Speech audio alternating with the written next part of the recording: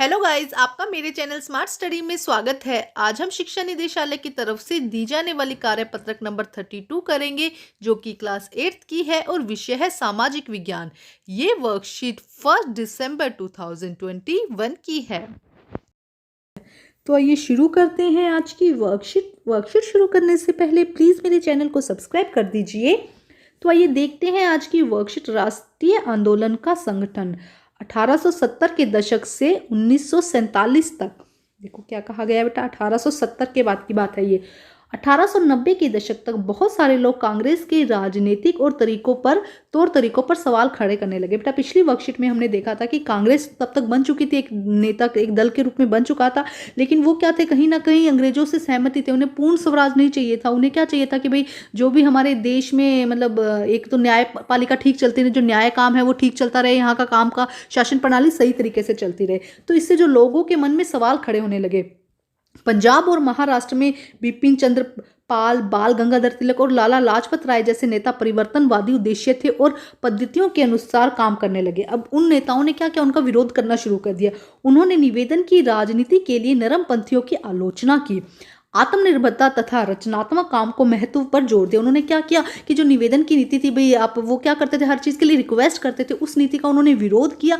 और आत्मनिर्भरता मतलब उन्हें पूरी तरह से खुद पूर्ण स्वराज्य चाहिए था, पूरी तरह से आंदोलन चाहिए था, पूरी तरह से क्या चाहिए था, स्वतंत्रता चाहिए थी, आत्मनिर्भरता चाहिए थी, रचनात्मक कार्यों को महत्व दिया। बाल गंगाधर तिलक ने नारा दिया, स्वतंत्रता मेरा जन्मसिद्ध अधिकार है और मैं इसे लेकर रहूंगा। तो किसने नारा दिया था, ये बाल गंगाधर तिलक ने, कि स्वतंत्रता मेरा जन्मसिद्ध अधिकार है और मैं इसे लेकर रहूंगा। बंगाल का बंटवारा, इसके बाद हुआ बंगाल का बंटवारा। देखो वायसराय कर्जन ने 1905 में बंगाल का बंटवारा कर दिया। तो किसने किया था, फर्स्ट क्वेश्चन आपके लिए है बेटा, वायसराय कर्जन ने 1905 में बंगाल का बंटवारा कर दिया था। अब देखो पूर्वी बंगाल ब्रिटिश भारत का सबसे बड़ा प्रांत था। जो पूर्वी बंगाल था, जिसमें पश्चिम बंगाल और जो बांग्लादेश है, ये सब क्या था, भारत बांग्लादेश जिसको अलग कर दिया गया, ये सब क्या था, इंडिया का ही पार्ट था। तो पूर्वी बंगाल में जो ब्रिटिश शासन का भारत का सबसे, उस समय वो क्या था, सबसे बड़ा स्टेट, मतलब सबसे बड़ा राज्य था। बिहार और उड़ीसा के कुछ भाग भी उसमें शामिल थे। उस समय बंगाल के हिस्से थे, उस समय वो क्या थे, बंगाल के हिस्से थे। अंग्रेजों का कहना था कि अगर प्रशासनिक सुविधाओं को ध्यान में रखते हुए बंटवारा करना जरूरी था, क्योंकि वो क्या था, अपने आप में इतना बड़ा राज्य बन गया था। तो प्रशासनिक सुविधाओं को ध्यान में रखते हुए उन्होंने कहा कि भाई इतना बड़ा राज्य संभल नहीं पा रहा है, इसलिए इसको क्या करो, बांट दो इसको। इस प्रशासनिक सुविधाओं का मतलब क्या था, मतलब एक्चुअली में देखो, अब देश है, ये पूरा एरिया तब आता था। तो अब क्या किया, अब तोड़ने का तो अंग्रेजों का था कि है ना, क्या करो, तोड़ दो, है ना। क्या था, हिंदू मुस्लिमों में लड़ाई करवा दी थी। तो एक्चुअली अंग्रेज क्या चाहते थे, किसी ना किसी हमारी ताकत बनी रहे, जब दो लोग लड़ेंगे तभी तो तीसरे की ताकत रहेगी ना। तो उन्होंने क्या किया, ये सारा पार्ट तुड़वा दिया और उसे अलग ही करवा दिया इसका, और कहा कि प्रशासनिक सुविधाएं कम हो रही हैं, अगर बड़ा राज्य है तो इसको तोड़ दो। किसको सुविधाएं मिलने वाली थी, तो जो इससे फायदा किसको होने वाला था, ये किसी को नहीं पता था। जाहिर है इसका ताल्लुक अंग्रेजों, अफसरों और व्यापारियों के फायदे में ही था। उन्होंने सिर्फ, अंग्रेजों ने अपने फायदे के लिए क्या किया, उस जो बंगाल था उसको पूर्वी और पश्चिमी बंगाल करके उसको क्या किया, तोड़ दिया और लास्ट में उसको अलग कर दिया। लेकिन सरकार ने गैर बंगाली इलाकों को अलग करने के बजाय पूर्वी भागों को अलग कर असम में मिला दिया। उसने क्या किया, यहाँ से पूरा अलग करके असम में मिला दिया। अब पूर्वी बंगाल को अलग करने के पीछे अंग्रेजों का मुख्य उद्देश्य यह रहा होगा कि बंगाली राजनेताओं के प्रभाव पर अंकुश लगाया जाए। जो वहाँ के राजनेता थे वो क्या कर रहे थे, पूर्ण स्वराज की मांग कर रहे थे कि हमें पूरा शासन चाहिए। और इसके अलावा क्या करता, बंगाली जनता को भी बांट दिया, बंगाल की जो जनता थी उससे भी उन्होंने बांट दिया। फूट डालो और राज करो वाली बात है ना, अभी फूट डाल दो और खुद राज करो, ये और अंग्रेजों की नीति थी यही। उसके बाद आता है स्वदेशी आंदोलन। विभाजन से देश भर में गुस्से की लहर फैल गई। जैसे विभाजन की बात हुई 1905 के बाद, देश भर में बहुत गुस्सा हुआ, बहुत मतलब लोगों को अच्छा नहीं लगा ये डिसीजन।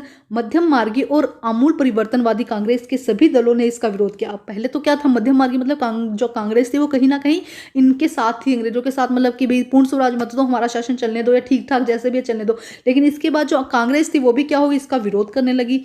इससे जो संघर्ष उपजा उसे स्वदेशी आंदोलन के नाम से जाना गया। उसके बाद जब सबने मिलकर आंदोलन किया तो वो क्या हो गया, स्वदेशी आंदोलन। ब्रिटिश शासन का विरोध किया गया। अब कैसे विरोध किया गया, विशाल जल सभाओं का आयोजन किया गया, जुलूस निकाले गए, स्वयं सहायता, स्वदेशी उद्यमों, राष्ट्रीय शिक्षा और भारतीय भाषा के उपयोग को बढ़ावा दिया गया। इस तरह उन्होंने क्या किया, अंग्रेजों का विद्रोह शुरू कर दिया, अंग्रेजों के खिलाफ विरोध शुरू कर दिया।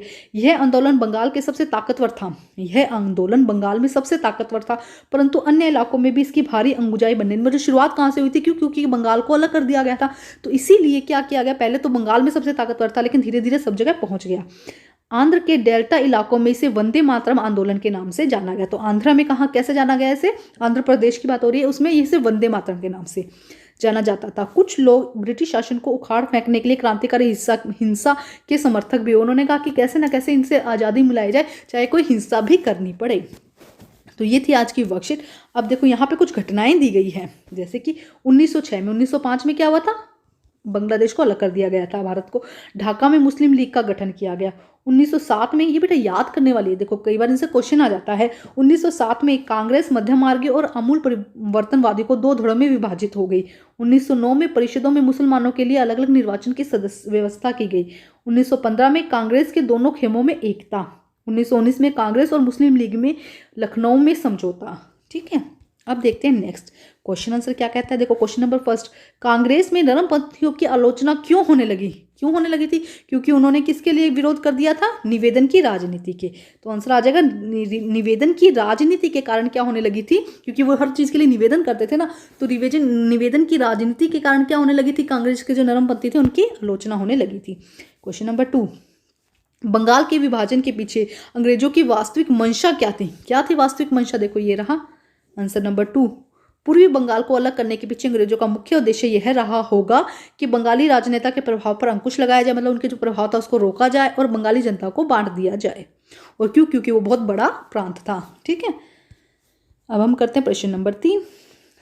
प्रश्न नंबर 3 देखिए, स्वदेशी आंदोलन में अंग्रेजों का विरोध किस प्रकार किया गया। तो आप लिखेंगे स्वदेशी आंदोलन में अंग्रेजों का विरोध इस प्रकार किया गया, या इस प्रकार किया गया, किस तरह से, देखो बहुत अच्छे से दिया गया है बेटा यहाँ पे आपका कि आंसर नंबर 3, विशाल जनसभाओं का आयोजन किया गया, जुलूस निकाले गए, स्वयं सहायता, स्वदेशी उद्यमों, राष्ट्रीय शिक्षा, भारतीय को बढ़ावा दिया गया।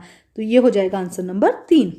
क्वेश्चन नंबर 4 देखते हैं, बाल गंगाधर तिलक का प्रसिद्ध नारा स्वतंत्रता मेरा जन्म सिद्ध अधिकार है और मैं इसे लेके रहूंगा, उनके नारे की तरह आप भी देशभक्ति पर आधारित एक नारा लिखिए। तो कोई एक नारा अगर आपने बनाया है तो आप लिखिए, और इस तरह से जैसे कोई भी कि तुम मुझे खून दो मैं तुम्हें आज़ादी दूंगा, ये किसने कहा था, सुभाष चंद्र बोस ने ना। तो इस तरह कोई भी एक नारा जो आप मतलब आपको अच्छा लगे वो यहाँ पे लिख सकते हैं। तो आइए देखते हैं एक नारा। तो देखिए बेटा इस तरह से आप, तुम मुझे खून दो मैं तुम्हें आज़ादी दूंगा, ये किसने कहा था, सुभाष चंद्र बोस ने।